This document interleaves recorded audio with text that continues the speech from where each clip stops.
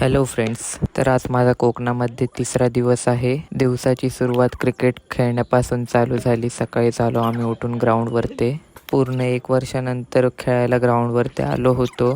पुण्याला असल्या कारणामुळे जास्त आम्हाला खेळायला वगैरे भेटत नाही. दुपारी कुडाळमध्ये आलो होतो, दादाचं मोबाईल शॉपिंगमध्ये काम होतं म्हणून. मग तिथून गेलो आम्ही कुडाळ रेल्वे स्टेशनवरती. दादा हैदराबादला जाणार होता, तर दादाला मी सोडायला आलो होतो स्टेशनवरती. मग आम्ही दादाला सोडून दादाला ट्रेनमध्ये बसवून मग मी निघालो घरी. मग रात्री आम्ही गेलो होतो स्वामींच्या मठामध्ये.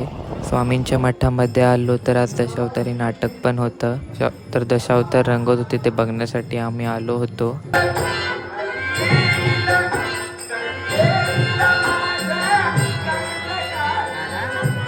नाटक आम्ही जास्त वेळ बघायला थांबलो नाही, कारण की बॉयफ्रेंड चषकचा आज फायनल होता डे.